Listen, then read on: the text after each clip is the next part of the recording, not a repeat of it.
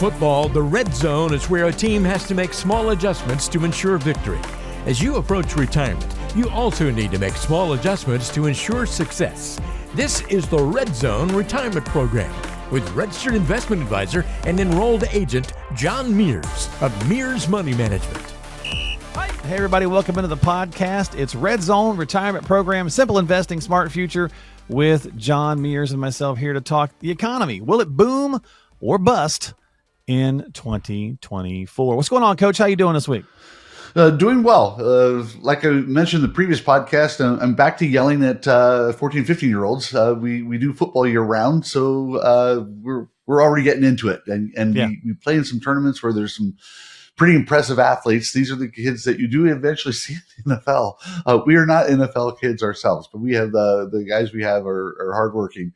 Good. But it's a lot of fun. And like I always talk about, we do football year round. We do financial planning year round. It never lets up. We just grind through it all the time. And so this is a lot of fun to kind of go through this as well from a financial standpoint and try and figure out what's going to happen in 2024. We got to know, right? Everybody wants to know, right? There's always something going on. And, sports provides such, I think, a good structure to so many things, to people, right? It can be such a helpful, useful tool, discipline, team building, all sorts of stuff. And I think, as a former 14, 15-year-old football player myself, getting yelled at is par for the course because we usually did something that required us to get yelled at. So I understand that one. Yes. The typical thing is you just explain to step with your right foot. You ask them to do it and they step with the other foot and you're like, I just told you. Your right one, buddy. Your other right one. Yeah. So, well, let's get into this conversation, Coach, about the economy, boom or bust. So basically, we've got a couple of predictions here from some different talking heads that we're going to go through, and they're kind of optimistic. I've got an optimistic and a pessimistic view on each. So I'll set it up, and then I'll get your take on what you think. Do you agree with it? Is more optimistic side, more pessimistic side, and then just kind of whatever flavor you want to add to it from there. Mm-hmm. So let's start with the housing prices in 2024. We've been waiting for the housing market to crash. They've been talking about it now for 2 years. Hasn't done it yet. And so a Newsweek article from Lawrence Yoon, chief economist of the National Association of Realtors, the NAR, he believes that a housing crash is now out of the picture. So that's the optimistic view on that side. What do you think? So this is a great question. And I think living here in California, we have seen a slight decrease, but let's differentiate between a crash and a decrease. And a cooling. Yes. So in the 2 years ago, prices in California just erupted. They've now come down slightly, but the fact of the matter is that there is still what we'd call a tight supply. There just isn't a lot of people that are selling out there. So if there isn't a lot going on there isn't an opportunity. Generally, what happens when there's a housing crisis is, or a drop that's significant, is there's too many sellers and not enough buyers, and so the sellers have to drop their prices. They have to. If they have this, or the inventory is low right now. It's been low. It has been, and in California, I know in my neighborhood, there's one house that's sold in the last couple months here. There just isn't a whole lot going on here. And that's kind of probably systemic, John, because of the rates, right? I mean, over the last year, who wants to buy a $700,000 house at 8%? When just 2.5 years ago, they could have got it probably for $500,000 at 3%. Correct. So if you just leave interest rates alone, even if the prices are the same, there's a significant difference in the monthly mortgage. So you're talking about people are a little more hesitant to sell right now and try and take on a new mortgage someplace else at a higher rate because their housing prices affects their budget. It's going to go up significantly. So that's going to be a larger part of the equation now than it was, say, 5 years ago. Where you would just move to move because, I want to go to this place or there's a reason to be there. Now it's like, you're really going to kind of go, do we really need to move? And how is that going to affect us? And if it's going to be, and this isn't unusual in California where prices are $800 million homes, to have a $2,000 increase in your mortgage just because of higher interest rates, not with a difference in the cost of the house. Yeah. Well, that's a big deal. That's a big deal. So I tend to agree with Mr. Yoon on this one, that I don't see a collapse. But I think there's somebody who has an alternative view on this. Okay, well, let's do the pessimistic side for sure. Mhm. So predictions for housing appreciation are published from some of the 8 largest real estate companies, Redfin, Realtor.com, and their numbers are not huge. 1% decline, 1.6. So it looks more like a flat than a crash. So again, maybe a cooling versus a crash. So if you take both the optimistic and the pessimistic view, it doesn't seem like the housing market's in for a big shakeup. Who knows? Yeah. But that's the predictions. Yes, and I would agree with that. Now, if we do see the interest rates go down, I think we're going to have an incremental rate reduction this year, but it's going to be very minor. And that'll help a little bit. That'll help a little bit, but I actually don't see, I think what's going to happen, this is my opinion. This is not something that I know is going to happen. I always tell people I don't predict. I only go on, I can say something, but don't ever go off of what I'm saying here. And that is that I think when interest rates go down a little bit, we'll see a little bit easing up. I don't think we're going to see skyrocketing mortgage, housing prices. Mhm. I think we are going to have it hit it right down the fairway. I think we're going to have, interest rates are going to be pretty stable, maybe decrease a little bit. I don't see a crash at all happening this year. This is unlike what was going on in 2007, 2008, where people were over mortgaged. We don't have any evidence of that happening right now.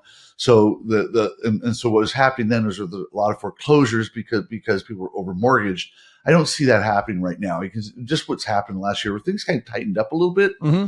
But what happened is that just slowed things down and there wasn't as much activity, but there was no crash in the prices. Yeah. I mean, in my area, I was doing a little research for this and taking a look and some home prices have been dropping. It's not been huge numbers, but they've been dropping a little bit. So again, kind of a cooling. And then if the rates do start to cut some in 2024, then you might see some inventory hit back up on the market a little bit because people are like, okay, or some of the stuff that's out there will sell because the rates are a little bit lower. And there's been minor reductions to some of the prices. So, and again, there's pockets all across the country. Different areas are going to do different things. Mm-hmm. Yeah. And I always equate this as a stock market as well. When the average person lives in a home for 7 or 8 years. We've lived in our house for a lot longer than that, but the average person lives in a house about 7 to 8 years.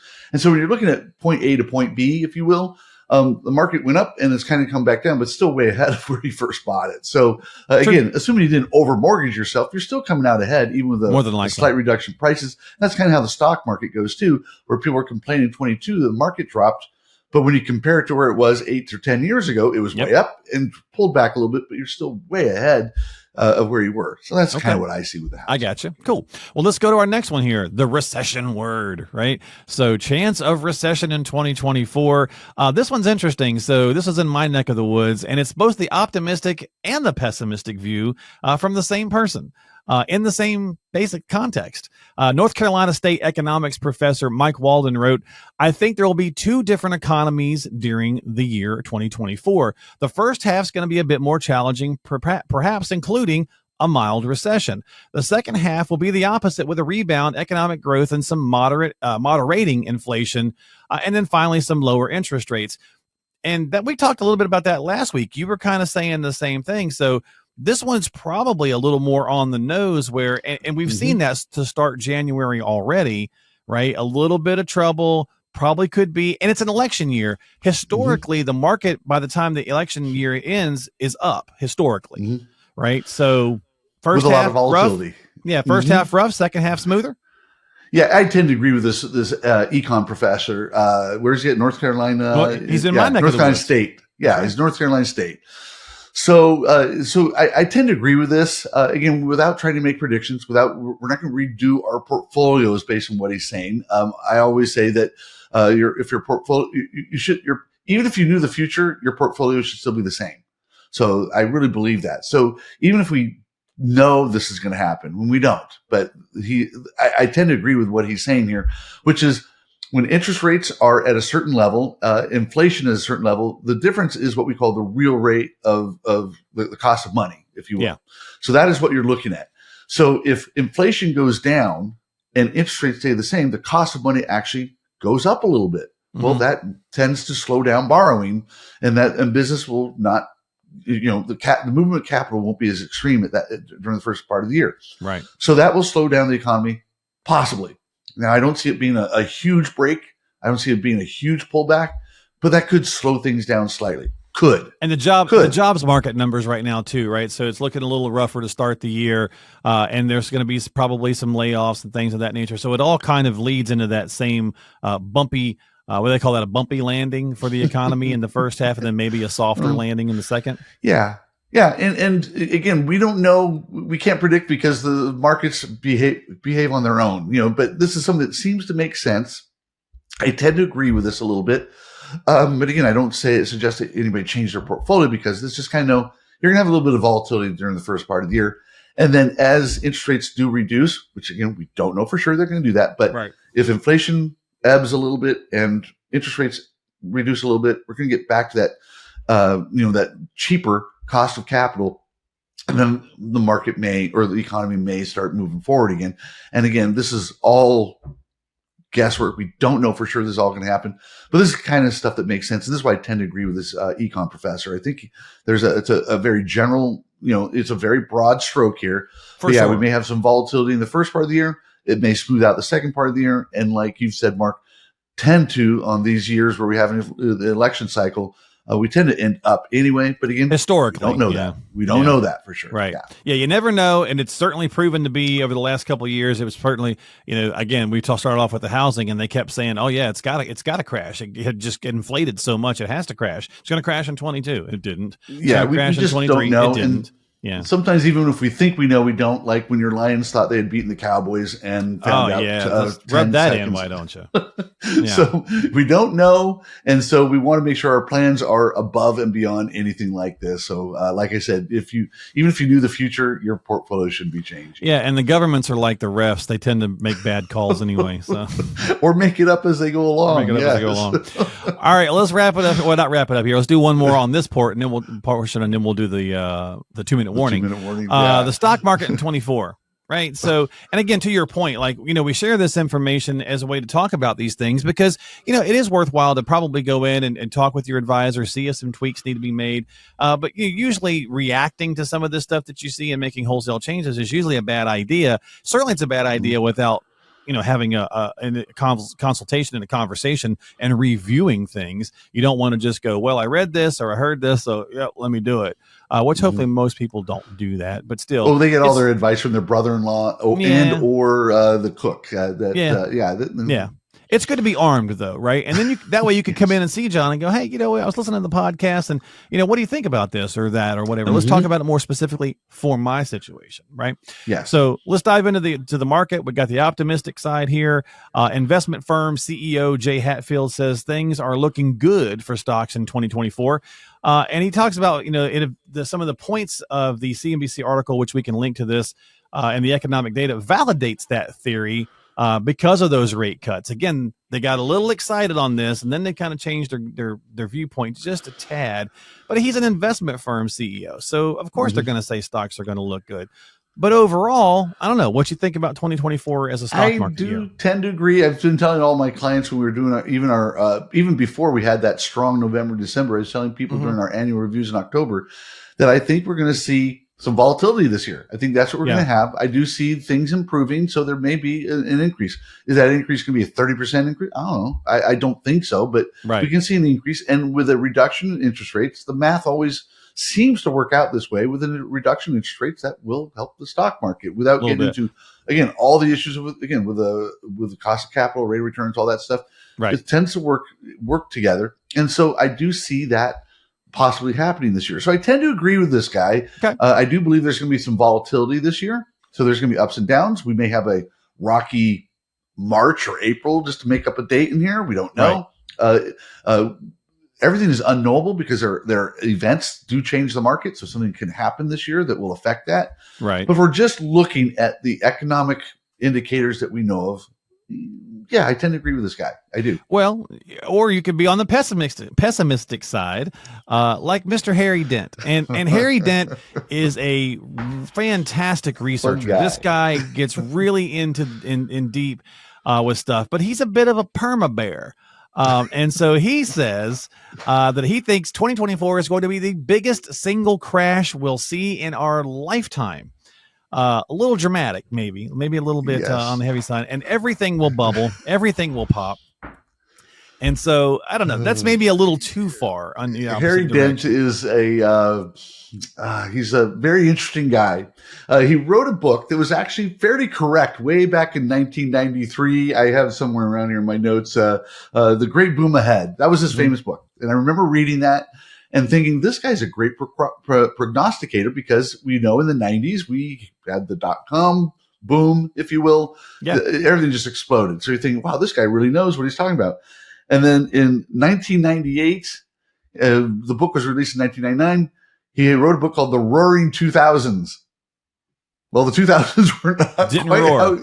did not roar. And then he wrote in 2009 The Great Depression, and then in 2011 the Great the Coming Crash Ahead, The Great Crash Ahead. And it was He wrote 10 those in years 2009, ago. 2011, and in 2011, The Great Crash Ahead. We all know that we had the longest winning streak that we had in the market for years. So if you'd taken Harry Dent's advice, you probably would have been much less successful. Let's put it that way, without overstating it. Than we would. So Harry Dent is a perma bear. That is a great way to put it. I've seen him so many times on CNBC, Fox Business, where he just talks about.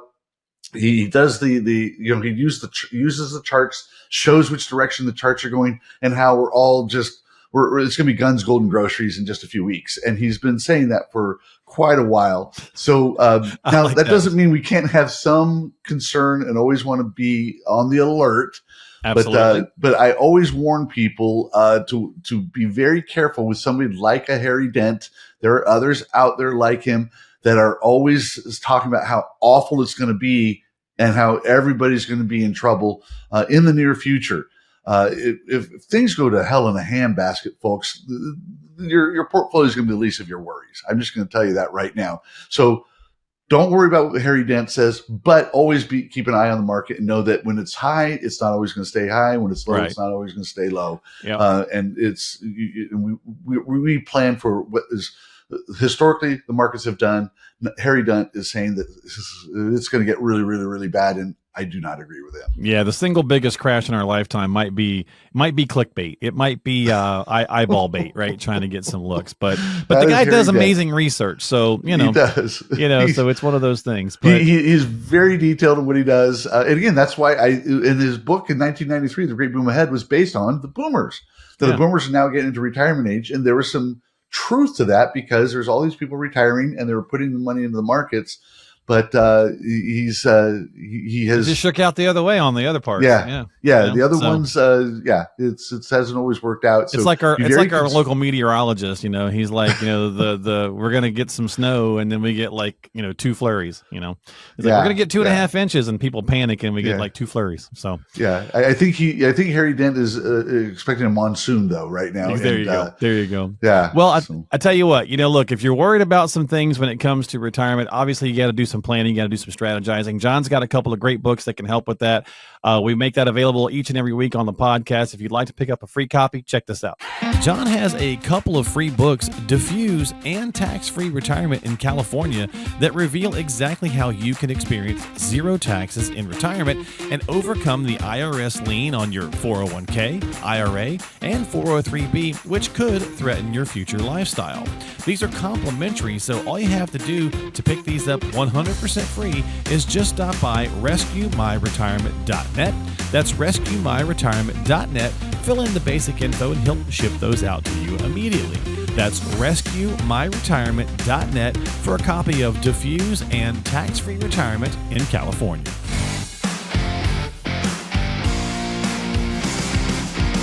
All right, we're back here, Coach. So let's wrap it up with our 2-minute warning, as we usually do. And if folks would like to, drop a line to the show and have their question answered on here, or just get their question answered in general, stop by John's website, mearsmoney.com. That's mearsmoney.com. But we got Anthony who dropped us a line. He says, I have almost $2 million in retirement savings, John, but I also have a lot of debt. I own a rental property that I could sell, and it would give me maybe enough to pay off all 3 of my cars and all of my credit cards, the Parent Plus student loan that I'm paying for my kids, and a personal loan from the credit union. He wasn't lying. I've always disliked the idea of doing that because I wanted to have the rental property for, retirement income. Plus, I don't want to have to pay the capital gains when I sell it. So what's your thoughts for Mr. Anthony here?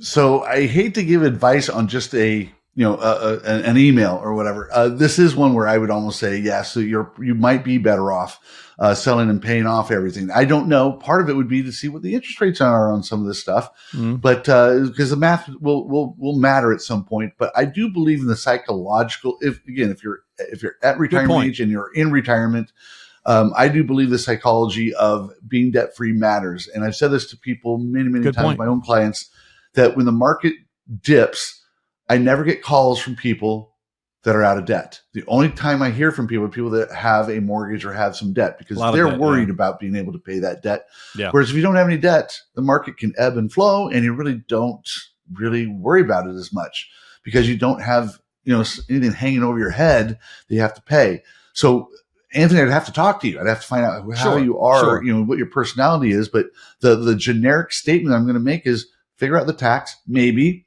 and see if that's something that makes sense. Should we borrow against your property? Well, I think you're just swapping one for another, but that might even make a little bit of sense there. But again, I think from a very, very simplistic standpoint, you might be better off getting all that stuff out of your life. Yeah, I do like the idea of having a little bit of rental income, that passive income generator out there. Right. But it hasn't worked out kind of how you designed it because you took on too much debt in other areas. So you had one goal over here, but you had a goal that wasn't consistent with that over here. And so that's kind of where you're not really connecting. There's a little bit of disconnect here as to what you're trying to do in retirement. Yeah, so, I mean, there could certainly be a way to pull that off. There's a couple factors certainly we don't know. You didn't give us your age and, so your income levels and so on and so forth. But it's worth sitting down with an advisor if you're not working with one. And even if you are, go get a second opinion, run some numbers and find out. Say, okay, look, can I keep the thing? How can we manage this debt? Or does it make sense to just go ahead and move that joker and then take care of it? And then maybe you could get a rental house a little later on too. There's always, another option for that. As we talked about with with the housing market, it may cool a little bit in 24, maybe it's even cooler by 25. And, then you're ready to jump back in. So there's lots of ways to kind of think about that, but you got to run the math. You can exchange out too. That's one thing you can do. So if you had, say, a property that's worth, say, $500,000, had $400,000 in debt, he can exchange and get a property of $100,000 with maybe a small mortgage. It'd be a much more modest rental, but he doesn't even have. That's a way to avoid part of your taxes, to do an exchange.